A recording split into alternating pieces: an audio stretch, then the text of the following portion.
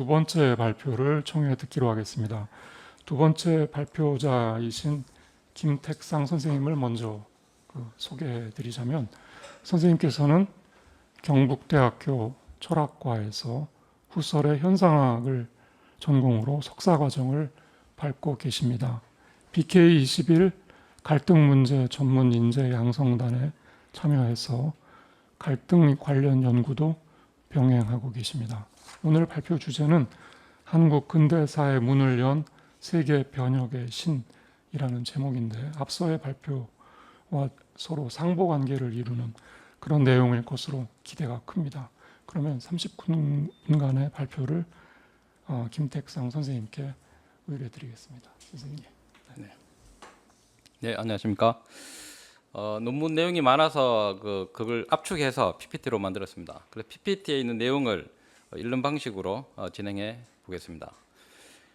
본 논문은 세계 변혁의 신이라는 주제를 다룹니다. 세계 변혁의 신은 어느 날 갑자기 우리 역사 속에 나타나 근대사의 문을 활짝 열어놓았습니다. 그러나 이 사실은 너무도 철저히 은폐되었습니다. 그래서 필자는 세계 변혁의 신이 연구 주제로 얼마나 매력적인지 알리고자, 적어도 그 개념이라도 드러내고자 이 글을 쓰게 되었습니다. 한국인들이 자신들의 정체성을 바로 세우고 세계에 창조적인 영감을 불어넣을 줄 수 있는 근본 사상은 세계 변혁의 신뿐이라고 필자는 생각합니다. 세계 변혁의 신이란 말 그대로 세계 전체를 혁신시키는 신을 말합니다. 인간 세상을 일부분이나 인간 세상만을 바꾸는 것이 아니라 천체계와 지구의 자연 모두를 완전히 새롭게 하는 신을 뜻하는 것입니다. 세계 변혁의 신은 자연의 변화와 신의 작용이 동시에 설명되고 있는 개념입니다. 자연의 이치 또는 섭리를 집행하되 어떤 결정적인 때에 모습을 드러내고 세계를 완전히 혁신시키는 신입니다.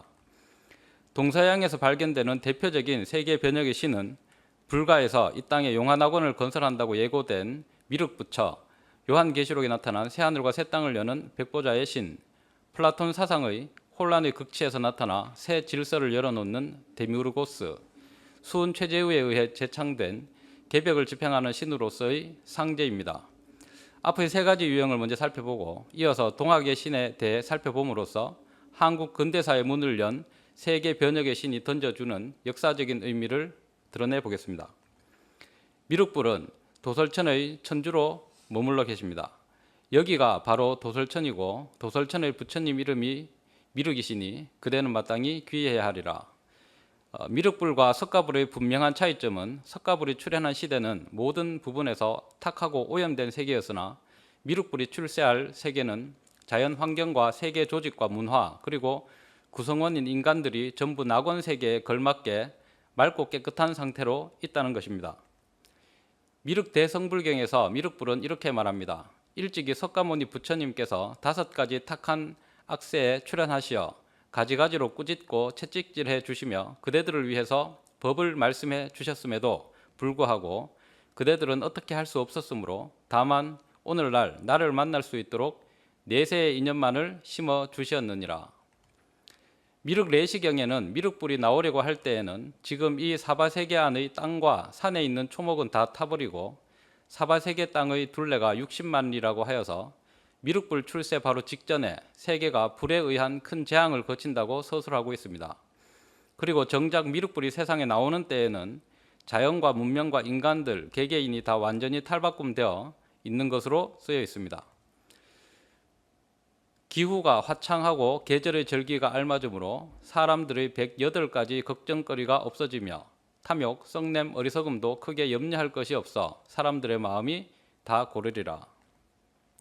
그때에는 사해의 수면이 3000유순이나 줄게 되고 연부제의 땅은 길이와 폭이 1만 유순이나 되며 거울처럼 평평하고 깨끗하리라. 온 세상이 평화로워 원수나 도둑의 근심이 없고 도시나 시골이나 문을 잠글 필요가 없으며 늙고 병드는 데 대한 걱정이나 물이나 불의 재앙이 없으며 전쟁과 굶주림이 없고 짐승이나 식물의 독해가 없느니라. 이처럼 미륵불이 나타나 교화하는 세계는 지금과는 근본적으로 다른 세계입니다. 미륵불은 이런 훌륭한 토대 위에서 대중들을 궁극적인 깨달음으로 인도하는 삼회의 설법을 행함으로써 이 세계를 완전한 광명세계로 끌어올리게 되는 것입니다. 이어서 백보자의 신에 대해서 살펴보겠습니다.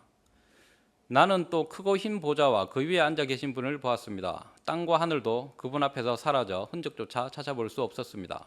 그때 보좌에 앉으신 분이 이제 내가 모든 것을 새롭게 한다 하시고, 또 나는 새하늘과 새 땅을 보았습니다. 전에 있던 하늘과 땅은 사라지고 바다도 없어졌습니다. 이러한 세계의 다시 태어남은 신의 자의적인 행위로서 우발적이거나 충동적인 것이 아님을 드러내주는 구절들이 있는데, 바로 때에 대해서 언급하는 것들입니다. 때가 찼고 하나님 나라가 가까웠으니 회개하고 복음을 믿으라. 주님의 종 예언자들과 성도들과 주님의 이름을 두려워하는 모든 사람들에게 상을 주시고 세상을 망하게 하는 사람들을 멸망시킬 때가 왔습니다. 마귀는 제 때가 얼마 남지 않은 것을 알고 몹시 화가 나서 너희에게 내려갔다. 낫을 휘둘러 거두십시오. 땅의 곡식이 무르익어 거둘 때가 되었습니다. 추수 때는 세상 끝날이고 추수꾼은 천사들이다. 때가 찼다는 표현에서 세계가 흘러가고 급격한 변화를 겪는 데에는 시간 도수가 있다는 것을 알 수 있습니다. 신이 임의로 심판을 행하는 것이 아니라 그 시간 도수에 따라 집행한다는 의미를 읽어낼 수 있습니다. 그리고 그 심판이라는 것은 추수함으로 표현됩니다. 여기서 특이한 점이 마귀에게도 자신의 때가 있다는 것입니다. 추수하기 직전까지 마귀의 때인 것입니다. 추수 때에 당도하여 일어나는 세계 변혁은 큰 재앙의 모습을 하지만 그 귀결점은 땅 위에 낙원이 건설되는 것입니다. 이제 하나님의 집이 사람들과 함께 있다. 하나님께서 사람들과 함께 계시고 그들은 하나님의 백성이 될 것이다. 하나님이 몸소 그들과 함께 계셔서 그들의 눈에서 모든 눈물을 씻어 주실 것이니 다시는 죽음도 없고 슬픔도 없고 우는 것도 아픔도 없을 것이다. 이것은 전에 있던 것들이 다 사라져 버렸기 때문이다. 요한계시록에 드러난 세계 변혁의 신은 인간들 또는 인간 세상을 씨 뿌리고 길러서 추수하는 존재로서 어떤 시간 변화의 도수에 맞추어서 추수 때가 되면 세계 대변국을 일으켜 새하늘과 새 땅을 열고 이 땅에 낙원 세계를 건설하기 위해 강림하는 것으로 표현되고 있습니다. 플라톤이 말하는 데미우르고스는 우주와 인간 세계를 창조하였으며 인간 세계의 역사에 개입하여 대변혁을 일으켜 새로운 시대를 열기도 하는 존재입니다. 우주의 운행이 때로는 지금 회전하는 방향으로 이동하지만 때로는 반대 방향으로 이동한다는 것이네. 그때 그것 안에 거주하는 우리에게 가장 큰 변화들이 있었다고 보아야만 하지. 그때 그 밖의 생물들의 엄청난 파멸들이 일어날 수밖에 없었으며 더 나아가 인간들 가운데서도 소수의 어떤 부류만이 살아남았네. 우주는 한때는 다른 신적인 원인에 의해 인도되며 그래서 다시금 생명을 덧붙여 갖게 되고 데미우르고스한테서 불사를 회복하지만 그러다가 방치될 때에는 우주는 스스로 나아가며 그와 같은 적기에 방치됨으로써 가장 작은 발판에 올라서서 가장 크고 가장 균형 잡힌 상태로 나아가기 때문에 수많은 회전들을 되돌린다는 것이네.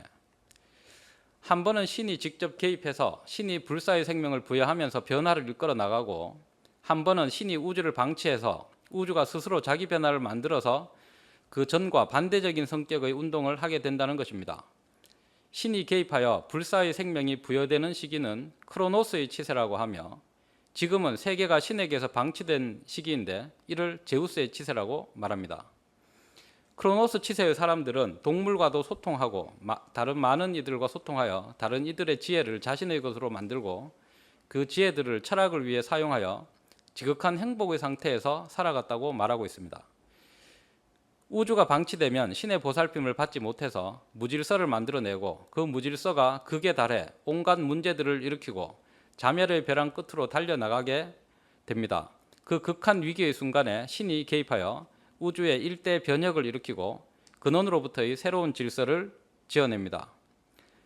세계가 키자비한테서 떠나게 되면 그것은 방임의 가장 가까운 시점에서는 언제나 모든 것을 가장 훌륭히 조종했지만 시간이 흘러감에 따라 그것 안에 점점 더 망각이 생겨 옛날의 부조화의 상태가 지배하게 되고 시간이 막바지에 이르면 그게 만개하게 되어 선한 것들은 적지만 반대되는 것들이 많이 혼합됨으로써 그것과 그것 안에 있는 것들의 파멸의 위험에까지 이르렀네.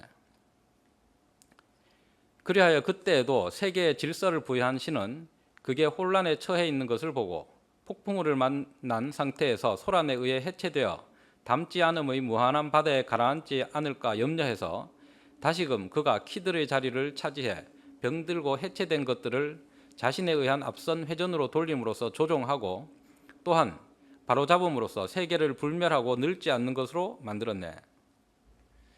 앞에서 살펴본 세 가지 신관을 보면 세계를 혼탁한 시기와 지극히 정화된 시기 두 가지로 나누는 것을 공통적으로 볼 수 있습니다. 오탁 악세의 때에 등장한 석가불은 교화를 펼치긴 하지만 계속 더 악해지는 역사의 흐름까지 바꾸지는 못합니다. 그러나 미륵불은 극적인 변혁을 통해 맑고 투명해진 세계에 등장하여 전방위적인 모든 면에서 해탈한 지상의 극락세계를 건설할 수 있습니다. 요한계시록의 내용에서는 세계가 마귀가 활동하는 때와 하느님의 능력이 실질적으로 세상을 지배하는 때로 나뉩니다. 예수의 구원 활동도 세상이 악에 물들어 있는 현상을 바꾸지는 못했습니다. 오히려 악은 더 깊고 강렬해집니다. 결국 근본적인 변화는 새하늘과 새 땅이 열리며 일어납니다. 그때 쌓여있는 모든 문제들이 청산되고 인간 세상이 하느님과 함께하는 낙원 세계로 변화합니다. 플라톤의 우주관은 세계가 두 시기로 나뉜다는 것을 더 명확하고 체계적으로 드러냅니다. 세계 변화를 신에게서 방치되어 세계가 스스로 운동하며 무질서가 증가하는 시기와 신이 직접 개입하여 세계에 불사의 생명을 불어넣고 평화가 깃드는 황금시대 두 시기로 구분하며 이러한 변화는 한 번에 그치는 것이 아니라 계속적으로 반복합니다. 세 가지 다 자연의 변화의 때가 있고 극명하게 갈리는 두 시기가 있으며 그 시대 전환의 순간에 어떤 절대적 존재가 등장하고 자신의 강력한 영향력을 행사합니다. 그 존재는 새롭게 열린 광명시대의 주인이 됩니다. 그 광명의 새 시대는 저 허공의 상상의 나라에 나타나는 것이 아니라 바로 여기 인간들이 살아가는 현실 공간에서 실현됩니다. 넓은 의미의 동학으로 수운의 동학과 참도강입을 표방한 증산사상을 함께 살펴보겠습니다. 동학은 수운 최재우가 우주 최고신인 상제와 직접 문답을 한 데서 비롯되었습니다. 최고신과의 문답이 모든 동학 사상과 활동의 원천입니다. 동학의 경전이 인 동경대전과 용담유사는 수운과 상제의 문답 사건이 중심 주제가 되어 전체 내용을 관통하고 있습니다. 동학에 등장하는 상제는 세계 변혁의 신으로서의 면모를 드러내며 증산사상에서는 세계 변혁의 신이 도달할 수 있는 절정의 모습을 유감없이 보여줍니다. 수운은 자신이 만난 최고신을 여러 가지로 호칭하였는데 수운이 그 최고신을 음성으로 처음 만나는 그 순간에 최고신이 스스로를 일컬은 호칭은 상제였습니다. 놀라 일어나 물어보니 말하기를 두려워하지 마라 무서워하지 마라 세상 사람들이 나를 일컬어 상제라고 하니 너는 상제를 알지 못하느냐. 수운은 본 주문인 시천주 조화정 영세불망 만사지에서 천주의 주를 주자 칭기존이 여 부모 동사자야. 주라는 것은 존경하여 부모와 같이 섬기는 것이다 라고 풀이하고 있습니다. 천주님을 인간들은 자기 부모와 같이 섬기고 모시라는 것입니다. 수운은 실제로 상제로부터 당신을 아버지라 부르도록 명을 받기도 합니다. 상제 또 말씀하시기를 너는 나의 아들이다. 나를 아버지라고 부르도록 해라. 선생이 공경스럽게 가르침을 받아 아버지라고 불렀다. 수운이 말한 상제는 천지조화를 쓰는 최고신이며 수운에게 직접 계시를 주셨다는 것은 너무도 명백합니다. 그리고 수운은 자신이 만난 신을 상제, 천주, 하늘님 등의 다양한 호칭으로 부름으로써 그 신이 유가와 도가, 서교, 민족 고유의 신앙 대상을 전체적으로 수용하는 의미의 존재임을 나타내고 있습니다. 수운이 만난 상제의 개벽과 관련한 말씀을 수운은 이렇게 전합니다. 하늘님 하신 말씀 개벽 후 5만 년에 내가 또한 처음이로다. 나도 또한 개벽 이후 노이무공하다가서 너를 만나 성공하니 나도 성공 너도 덕의 너희 집안 운수로다. 12제국 괴질 운수 다시 개벽 아닐런가. 무극대도 닦아내니 5만 년지 운수로다. 위 세 구절을 적용하면 이렇습니다. 개벽이 지금으로부터 5만 년 전에 있었다. 그리고 조만간 다시 개벽이 일어난다. 그 새로운 개벽으로 열린 새 세계가 5만 년을 내려간다.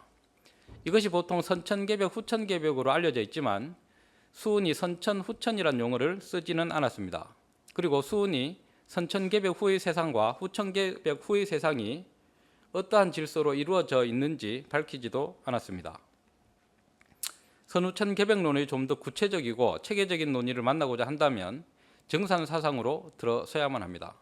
정산 강일수는 자신의 신원을 수원에게 계시한 바로 그 상제라 하고 동학의 이상을 실현하기 위해 직접 인간의 몸으로 오게 되었다고 밝힙니다. 시속의 어린아이에게 깨복쟁이라고 희롱하나니 이는 개벽장이 날 것을 이름이라.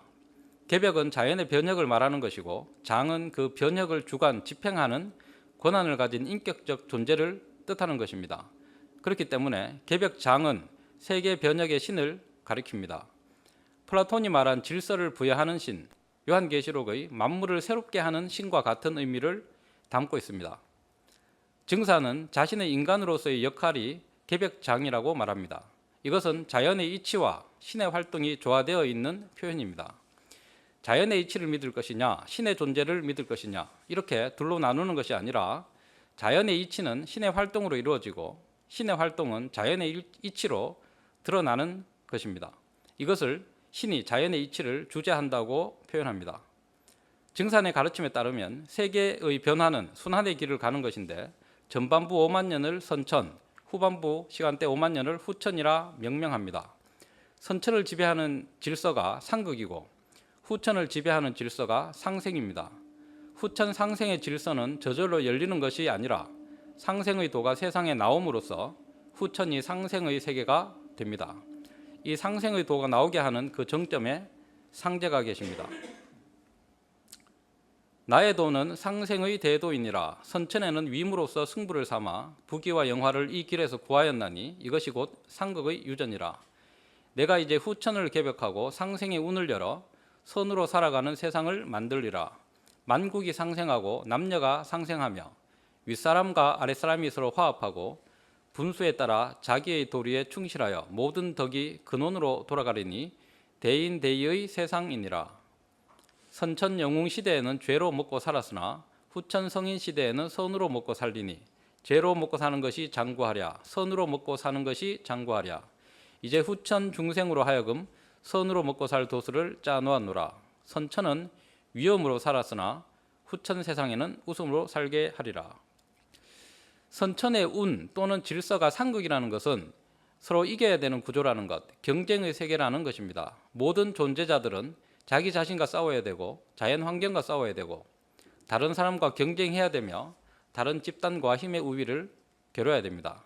세계를 이끄는 변화의 원리가 분열이므로 역사의 진행은 개별화, 전문화, 세분화가 가속화되는 방향으로 나아갑니다.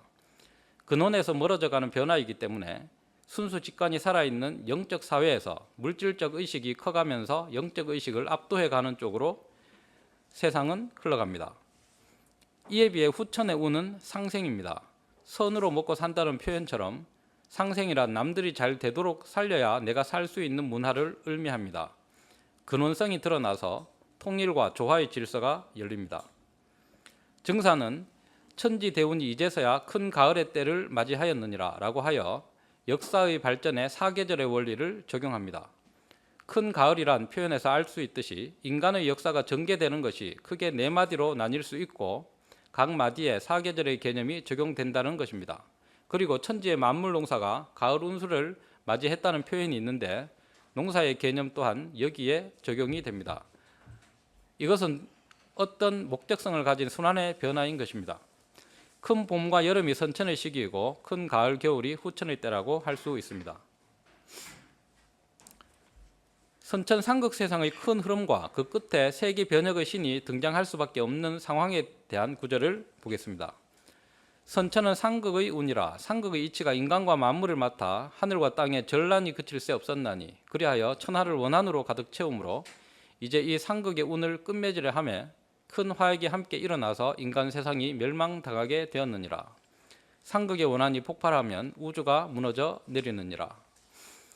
이에 천지신명이 이를 근심하고 불쌍히 여겨 구원해 주고자 하였으되 아무 방책이 없으므로 구천에 있는 나에게 호소하여 오매 내가 이를 차마 물리치지 못하고 이 세상에 내려오게 되었느니라. 그러므로 이제 내가 큰 화를 작은 화로서 막아 다스리고 조화선경을 열려하노라. 지금까지의 선천 세상의 질서 또는 원리는 상극이고 상극 속에서 살아온 인간들은 원한의 살기를 축적합니다. 이 원한의 살기는 누군가가 깨달음을 얻었다고 어느 한 사람이 희생을 하였다고 어떤 절대자가 일방적으로 명령한다고 갑자기 사라지지 않습니다. 원하는 그 종류가 다양하며 그 각각 해소되는 방식이 다르고 해소의 과정에서 또 다른 고통이 수반되고 일정한 시간이 필요합니다. 우주가 무너져 내릴 수 있는 큰 화를 작은 화로서 막아 다스리는 것은 해원을 시킨다는 것이며 그 일이 바로 증산사상의 가장 독특하고 특출한 내용인 천지공사입니다. 현하의 천지대세가 선천은 운을 다하고 후천의 운이 닥쳐오므로 내가 새하늘을 개벽하고 인물을 개조하여 선경세계를 이루리니 이때는 모름지기 새판이 열리는 시대니라. 이제 천지의 가을 운수를 맞아 생명의 문을 다시 짓고 천지의 기틀을 근원으로 되돌려 만방의 새 기운을 돌리리니 이것이 바로 천지공사니라. 천지공사란 하늘과 땅의 공적인 일, 즉 하늘과 땅을 뜯어 고쳐서 새 세계를 열어놓는 천지 개조 사업입니다. 이제 인존 시대를 당하여 사람이 천지 대세를 바로잡느니라 라는 구절이 의미하듯이 이제는 인간이 하늘과 땅을 바로잡아야 하는 시대이고 인간이 하늘과 땅을 바로잡는 일이 천지공사입니다. 물론 증사는 상제의 위격에 있으므로 이 일이 가능합니다. 하지만 상제가 하늘에 계시지 않고 땅에 나타나셨으며 인간의 몸으로 천지를 바로잡음으로써 모든 인간은 이 천지공사에 참여하는 것에 의해 천지를 바로잡는 일을 할 수 있게 됩니다. 하늘과 땅을 뜯어 고쳐서 상생의 세계를 건설하는 것은 상제가 가진 3개 대권, 즉 하늘과 땅과 인간 세계를 움직일 수 있는 큰 권능에 의해 가능합니다. 그 권능의 핵심은 만물의 밑바탕 자리인 신도를 움직이는 것입니다. 크고 작은 일을 물론하고 신도로서 다스리면 현묘불측한 공을 거두나니 이것이 무의이환이라 라는 구절은 신도를 움직임으로써 그 조화의 힘으로 현실 세계를 뜻대로 움직인다는 의미를 담고 있습니다. 이것은 세계를 삼중구조로 보는 시야를 가짐으로써 그 이해의 문을 열 수 있습니다. 도전 8편 25장에는 새끼 영을 모르면 선배가 아니니라 라는 구절이 있습니다. 이 세계는 크게 물질계, 기운계, 신명계, 세계의 차원으로 볼 수 있어야 한다는 것입니다. 우주순환의 원리는 그 핵심이 기의 변화 원리로 설명되고 현실을 주재하고 움직이는 근본 자리는 신의 활동으로 설명이 됩니다. 과학은 물질의 변화 법칙을 다루는 것입니다. 이 각각의 세계는 철학과 종교와 과학에서 각기 탐구하고 있지만 이것들은 완전히 별개가 아닙니다. 이것들이 종합적으로 설명되어야 현실계의 구조를 온전히 드러낼 수 있습니다. 그렇다면 어떠한 원리와 내용으로 상극의 역사를 청산하고 상생의 새로운 역사를 열어놓을 것인가? 대개 예로부터 각 지방신에 나뉘어 살고 있는 모든 족속들의 분란 쟁투는 각 지방신과 지운이 서로 통일되지 못한 까닭이라. 그러므로 이제 각 지방신과 지운을 통일케 함이 인류 화평의 원동력이 되느니라. 또 모든 족속들이 각각 색다른 생활 경험으로 유전된 특수한 사상으로 각기 문화를 지어내어 그 마주치는 기회에 이르러서는 마침내 큰 시비를 이루나니 그러므로 각 족속의 모든 문화의 진액을 뽑아 모아 후천 문명의 기초를 정하느니라. 지금까지의 인류 역사가 크고 작은 수많은 전쟁들로 얼룩져 있는데 그것은 민족 신들끼리의 대결과 땅 기운의 차이에서 오는 문제와 각 민족들이 만들어낸 문화들끼리의 충돌 세 가지로 그 요인을 크게 정리해서 말할 수 있습니다. 그러므로 상생의 새로운 질서는 이 세 가지를 상극적인 데서 상생으로 탈바꿈시킴으로써 열릴 수 있습니다. 이를 위해 조화정부 결성, 지운통일공사, 무극대도 출현과 관련한 공사 등이 집행되었습니다. 그동안 인류가 개발한 모든 문화는 그 근본 바탕에 상극성이 있습니다. 부분적이고 치우친 한계를 벗어나지 못합니다. 그래서 상생의 정신에 입각해서 융합과 성숙의 과정을 거쳐 다시 태어나야만 평화와 조화의 세계를 구축하는 데 진정으로 일조할 수 있습니다. 이렇게 새롭게 형성된 성숙한 문화를 무극대도라 할 수 있습니다.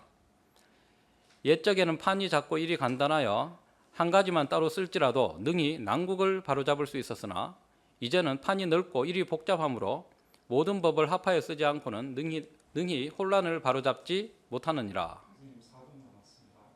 네. 선도와 불도와 유도와 서도는 세계 각 족속의 문화의 근원이 되었나니 모든 도통신과 문명신을 거느려 각 족속들 사이에 나타난 여러 갈래 문화의 정수를 뽑아 모아 통일케 하느니라. 이제 불지 형체 선지조와 유지 범절의 삼도를 통일하느니라.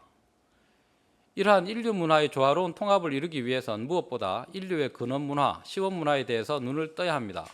근원을 드러내야 또는 근원 의식이 열려야 조화로운 통합의 새 정신이 생겨날 수 있습니다. 이 정신을 원시 반본이라고 합니다. 조선국 상계신, 중계신, 하계신 지혜로 집을 찾아 드소서. 너는 선불의 근본을 찾아 잘 수행하여 무국대도의 앞길을 천명하라. 풍류주세 백년진, 온 세상에 백년티끌 내 무국대도의 풍류주로 씻노라. 한국 역사의 뿌리는 삼국유사 고조선조의 환국, 신시, 조선시대로 압축적으로 나타나 있습니다. 상계신, 중계신, 하계신의 지혜란 삼성조 시대에 꽃피웠던 원형 문화의 지혜를 뜻합니다. 이 문화를 최치원은 난랑비서에서 풍류라고 칭하였습니다. 위의 구절들은 유불선의 근원인 풍류 정신을 드러내면 무국대도의 길이 열리며 세상의 어둠과 오염된 정신을 씻어낼 수 있다고 말합니다. 수운과 정산을 연결시킨 동학사상은 기존 동서의 세계 변혁의 신 논의의 공통점을 그대로 갖고 있습니다. 두 시간대에 대한 논의는 플라톤의 사상과 비교해 볼 만합니다.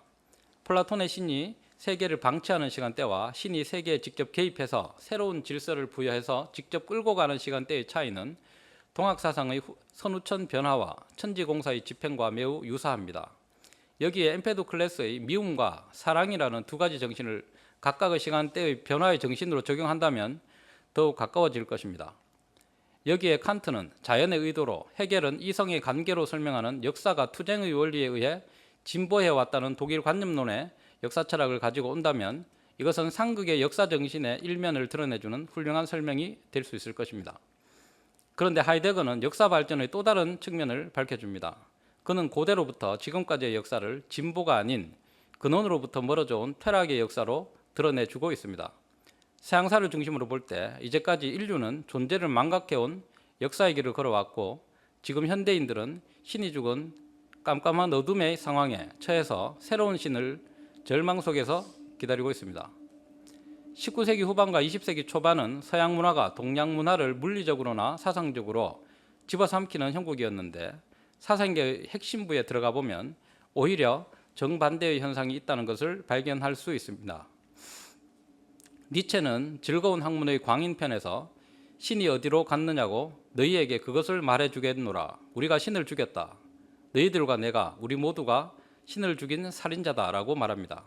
소크라테스에게 사명을 부여해서 그 삶을 인도한 신, 플라톤은 데미우르고스로, 아리스토텔레스는 부동의 원동자로 말했던 신, 예수를 내려보내고 예수를 통해 인류를 천국으로 인도하는 신, 데카르트에게 학문을 위한 보증을 써준 신, 서양 2500여 년의 사상사에 나타난 모든 신들은 효력을 잃었으며 수명이 다하였다고 니체는 말합니다. 밤과 밤이 연이어서 다가오고 있는 것이 아닐까, 대낮에 등불을 켜야 하는 것이 아닐까, 신을 매장하는 자들의 시끄러운 소리가 들리지 않는가, 신의 시체가 부패하는 냄새가 나지 않는가, 신들도 부패한다, 신은 죽었다, 신은 죽어버렸다, 우리가 신을 죽인 것이다, 살인자 중의 살인자인 우리는 이제 어디에서 위로를 얻을 것인가. 서양에 신의 죽음이 있었다면 동양에는 신의 탄생이 있었습니다. 그 신은 개벽의 신이며 상생의 신입니다. 우주를 상생의 새 세계로 다시 태어나게 하는 신입니다. 우주를 재탄생시키는 그 신의 사업이 천지공사입니다. 이 천지공사에 의해 세계는 원한의 살기를 풀어내면서 상극에서 상생으로 구조개혁이 되어 나가고 있는 중입니다. 대한민국의 시원사로 나아가면 개천의 신이 있습니다. 환웅천왕은 하늘의 뜻을 편다는 징표를 갖고 태백산에 등장하여 신시를 건설하고 홍익인간과 제세이화의 정신으로 정치와 교화의 덕을 베풀었습니다. 동학은 완전히 새로운 시작인 개벽과 무국대도의 가르침이지만 그 바탕에는 시원문화의 부활이라는 성격을 갖고 있습니다. 대한민국의 시원사에는 개천의 신이 있고 근현대사의 근원에는 개벽의 신이 있습니다.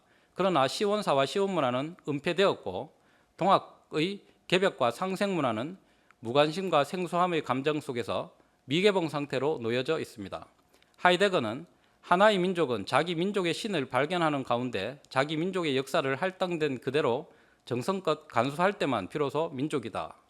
민족의 본질은 신에게로의 귀속성에 입각해 자신에게 속하는 자들의 역사성에 근거한다라고 말합니다. 한국인들은 자신이 소속된 민족 공동체 또는 국가 공동체의 본질을 체험하고 있습니까? 개벽과 상생의 문화, 무극대도야말로 우리가 우리의 정체성을 바로잡을 수 있는 새로운 시야를 열어줄 수 있습니다. 포용과 융합, 무궁한 창조성, 다양성과 근원성 등 지금 세계 사회에 절실히 있어야 하는 많은 요소들이 무극대도 네 글자에 들어 있습니다. 무극대도에 집중함으로써 대한민국의 학문과 도덕성과 창조적인 역량은 비약적인 발전을 할 수 있을 것입니다. 한국 근대사의 문을 연 세계 변혁의 신은 그 강렬한 파격성과 총체성으로 인해 그 역사성과 사상성이 제대로 탐구되지 못하고 있습니다. 대범하고 열려있는 많은 뜻있는 연구자들을 통해 더 파헤쳐지고 발굴되기를 바라는 바입니다. 이상으로 마치겠습니다. 선생님 수고하셨습니다. 네. 그러면 남은 한 8분 정도 제가 선생님의 그 발표를 들으면서 품게 된 몇 가지 의문사항을 중심으로 토론을 진행해 보겠습니다. 우선 선생님께서는 불교의 미륵불, 그리고 기독교의 백보자의 신, 플라톤의 데미우르고스, 그리고 동학의 상제 등의 여러 세계 변혁의 신들에 대한 설명을 전개하셨고 그들 사이의 유사성도 잘 짚어주셨는데요. 저는 그 유사성 못지않게 차이성도 상당하리라고 생각을 합니다. 예를 들어 그 수은의 상제 개념만 보더라도 수은과는 다른 입장에 서 있는 유학자인 다산 정약용 선생도 선진 유가 사상에서 상제라는 개념을 찾아내서 이를 중심으로 자신의 어떤 사유의 틀 그리고 유교 경전에 대한 새로운 해석을 끌어내시는데요. 제가 보기에는 이제 다산의 경우에는 천주교와의 습합 과정에서 그 상제 개념에 눈을 뜨게 된 것이라고 생각을 합니다. 그런데 이제 수은의 상제와 다산의 상제가 과연 같은 것인지 궁금하고요. 또 선생님께서 수은의 상제를 말씀하실 때 유가, 도가, 그 다음에 서교를 전체적으로 아우르는 개념이 상제라고 말씀을 하셨는데 그 전체적으로 아우른다는 것이 과연 어떻게 가능한 것인지 구체적으로까지는 말씀하지 않으신 것 같은데 좀 설명해 주시면 감사하겠습니다. 네. 일단 정약용 선생님은 이제 천주교를 받아들이셨지만 이제 천주교에서 조상 제사를 부정한다든지 이런 것 때문에 천주교와를 끊고 유교원 어떤 그 시경 서경 이런 경전에 나오는 어떤 인격적인 상제가 원래 있었다 이것에 대해서 자각하고 그 상제의 인격성에 대해서 이제 강조하신 걸로 이제 그래서 천주교에서 영향은 받았지만 이제 유가의 고대 이제 인격적인 상제님을 얘기하는 걸로 볼 수 있고 그러니까 이제 수은이 체험할 때 수은이 이제 상제님을 처음에 이제 문답을 할 때 서교로서 가르치라는 것입니까? 이렇게 먼저 질문을 하거든요. 그래서 어떤 그 당시에 이제 천주교에서 상제라는 표현을 많이 쓰고 있었기 때문에 그러니까 천주교의 신이십니까? 이렇게 물은 거죠. 그래서 이제 수은 선생은 천주, 상제, 하늘림 표현을 다 한 가지 표현을 쓰지 않고 다양하게 썼다는 것은 천주교에서 말하는 어떤 천주와 유교에서 말하는 상제 그리고 우리가 어떤 전통적으로 말해온 하늘림은 이름만 다를 뿐이지 다른 분이 아니다 이렇게 생각했다고 볼 수 있다고 보거든요. 그렇지 않다면은 그 표현들을 같이 쓰진 않았을 거다 이 말이죠. 한 표현만 썼을 것이고 그리고 상제는 도교에서도 썼고 유교에서 썼기 때문에 이제 도교도 같이 이제 그 속에서 이제 포용하는 것이다 이렇게 볼 수 있다고 생각합니다. 저의 두 번째 질문은 증산과 동학의 관련성에 관한 것인데요. 오늘 선생님께서는 증산 강일순의 입장에서 그 동학이 그 제대로 계승된 것이 증산 사상이라고 이렇게 풀이를 해주셨습니다. 그런데 그거는 이제 증산 사상의 입장에서는 그렇게 볼 수 있겠지만 저의 질문은 동학의 입장에서 수운의 입장에서도 과연 그런 식으로 이해를 할 수 있겠는지 뭐 예컨대 천지공사나 그 개벽 사상 같은 것은 동학의 그 원래 텍스트에서는 보이지 않는 것으로 여겨지는데 과연 수은 선생님께서 그 동학과 그 증산 사상 사이의 계승성을 인정하실까요? 글쎄 이제 수은 선생님께 안 여쭤봐서 잘 모르겠는데 그 증산 사상은 후대에 나왔으니까 그건 이제 연계에 가서 대화를 해봐야 이제 알 수 있는 주제지만 일단 동학은 이제 천도교, 뭐 수운교, 시천교, 상제교 이런 식으로 이제 뭐 다양하게 이제 기본적으로 동학을 이었다고 할 수 있는 걸 그렇게 얘기하겠죠. 증산 사상은 별도로 이제 보는 것 같습니다. 근데 이제 동학하고는 근데 이제 증산께서는 이제 내가 하는 것이 참동학이다 이렇게 이제 하셔가지고 이제 그 입장에서 이제 넓은 의미의 동학으로 이제 묶어본 거거든요. 근데 아까 말씀드렸듯이 최순 대신사는 이제 개벽에 대해서 얘기했고 5만 년이 있었고 또 앞으로 5만 년이 열리고 이런 정도만 얘기했지 뭐 선천, 후천, 상극, 상생 어떤 뭐 개벽이라는 것이 어떻게 일어나고 그것이 어떻게 집행돼야 되는지 구체적인 언급은 없습니다, 사실은. 예. 그래서 이제 그렇게 되면 수은 선생이 이제 증산 사상에서 아 개벽이 그렇게 구체적으로 되는구나 이렇게 해서 이제 참조하실 수는 있겠죠. 네. 그 저의 마지막 질문은 그 개벽 사상에 대한 것인데요. 오늘의 발표도 세계 변혁에 연관된 주제이기 때문에 근데 이제 보통 그 세계사에 등장한 그 혁명 사상들을 보면 단 한 번의 혁명으로 모든 문제가 일괄되게 해결된다는 그런 어떤 신념에서 이루어졌는데 실제 역사의 흐름을 보면 여러 문제들에 대한 각각의 그 어떤 해결 방법들이 있는 거고 여러 질병들에 대한 증상별 다양한 대증 치료가 있는 게 맞는 게 아닌가라는 어떤 점진적인 변화의 방식으로 그 세계사가 흘러왔다고 저는 생각을 합니다. 물론 혁명적인 사건들이 있었지만 그 혁명이 초래한 그에 못지않은 부작용도 엄청났죠. 뭐 러시아 혁명 대표적인 경우인데요. 중국의 문화혁명도 마찬가지이고 선생님께서는 이러한 그 세계 변혁 혁명 사상의 빛과 그늘에 대해서는 어떻게 보시는지요? 네네. 일단 빛과 밝은 부분과 어두운 부분 뭐 다 있다고 이제 생각이 되는데 그리고 뭐 역사라는 게 또 승자의 역사로 혁명해서 이제 권력을 쥐면 이제 그 사람들이 이제 자기 위주로 이제 역사관을 다 정리해 버리기 때문에 또 좋은 측면만 부각하고 뭐 실패하면 반역, 뭐 성공하면 혁명 아닙니까? 그처럼 뭐 그렇게 되는데 이 개벽 사상은 단순히 급진적인 변화만을 얘기하는 건 아니거든요. 예를 들면 이제 아까 해원 지금 인류 역사가 원한을 축적해 왔다. 많은 혁명들도 있었고 또 여러 가지 어떤 독재 정치도 있었고 뭐 다양한 것들이 있었지만 어떻게 됐든지 간에 결과적으로는 내적인 우리가 뭐 어떤 프로이트도 이제 뭐 억압을 통해서 이제 내면의 무의식에 이제 뭔가 쌓일 수 있듯이 이 인류 역사의 무의식 세계에 계속 어떤 원한의 살기라는 것이 축적돼 왔다는 거죠. 그래서 이제 그걸 풀어내는 과정이 뭐 1, 2년에 되는 것이 아니라 수백 년, 100년 이상의 어떤 기간을 동안 된다는 거거든요. 증산 사상의 이제 천지공사라는 것은 지금도 그걸 해나가고 있는 과정에 있다고 일단 보고 있습니다. 그러면서 점진적인 변화도 있고 또 한 번에 일어나는 변화도 있고 이것이 중첩돼 있거든요. 네. 양면성을 다 갖고 있습니다. 개벽 사상은. 네. 네, 오늘 좋은 발표와 토론해 주신 김택상 선생님 수고 많으셨습니다. 감사합니다.